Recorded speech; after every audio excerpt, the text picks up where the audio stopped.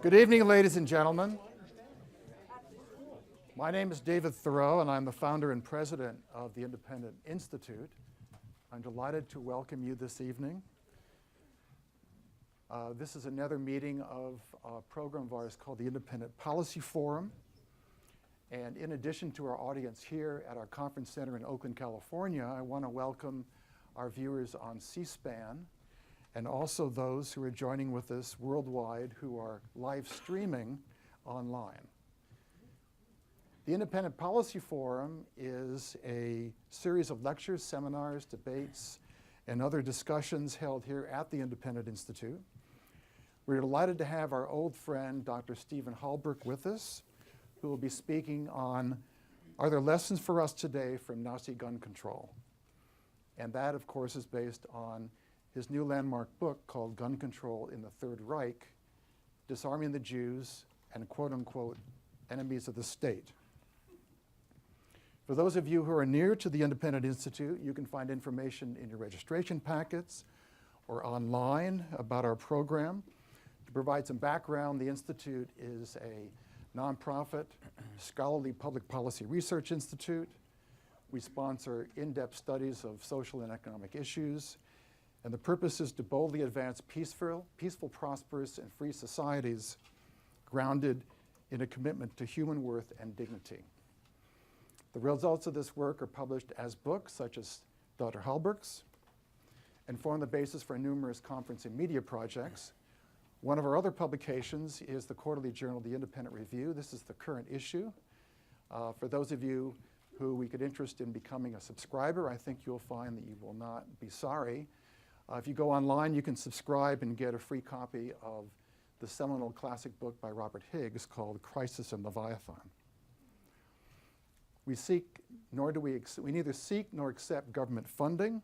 The Institute draws all of its support from private contributions, memberships, and the sale of books and events such as tonight. With tragic shootings in the US, we've seen a triggering of a new debate over gun control. But are there lessons from history that we should be mindful of?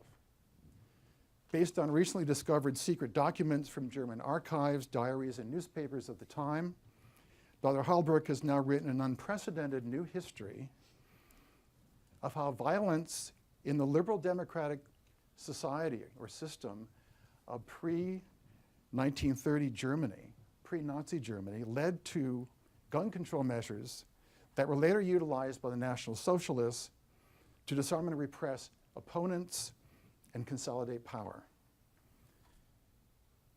Ironically enough, the countless books on the Third Reich and the Holocaust have failed to even to mention the laws restricting firearms ownership, with very few exceptions. And these policies rendered political opponents, including Jews who are viewed as political opponents, powerless. A skeptic could surmise that a better armed populace would make no difference. But the Nazi regime certainly did not think so. It ruthlessly suppressed, literally crushed, gun ownership by disfavored groups. Gun control in the Third Reich spans 2 decades, from the birth of the Weimar Republic in 1918 through Kristallnacht, or quote-unquote Night of the Broken Glass, unquote, in 1938, and the pertinent events during World War II regarding the effects of the disarming policies.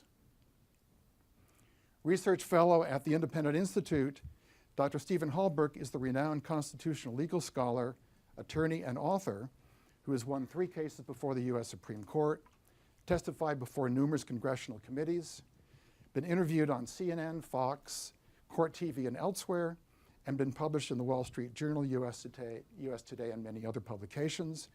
His many books, in addition to gun control in the Third Reich, include The Founder's Second Amendment, Securing Civil Rights, That Every Man Be Armed, and Target Switzerland, Swiss Armed Neutrality in World War II. So I'm very pleased to introduce Stephen Halbrook.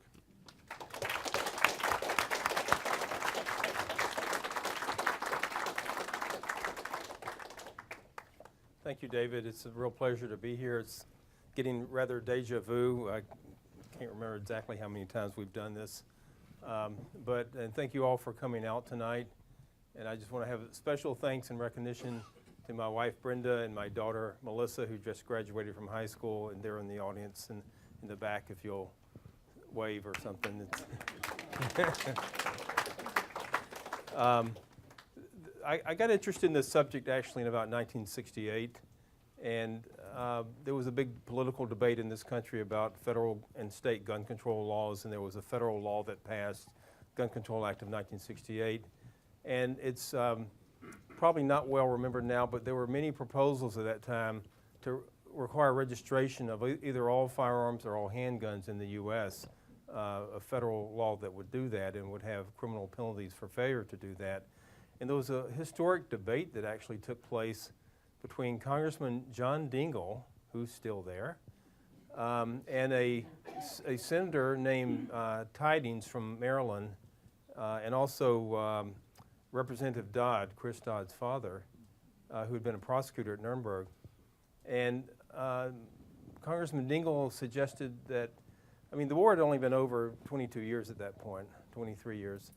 And kind of like, haven't we heard this before? It sounds like Nazi Germany. And the proponents of the legislation said that no, the Nazis never registered guns and they would never have used registration records for anything naughty. And so the administration commissioned a Library of Congress study, and it came back stating that registration of guns was not something that Nazi Germany had anything to do with, and that there's no records that guns were ever confiscated that had been registered. And when they invaded other countries, there was no information that they ever used registration records to locate gun owners. And they didn't do much research to come to those conclusions. But anyway, I got interested in it way back when, and what was incredible to me was that no historian deals with this subject.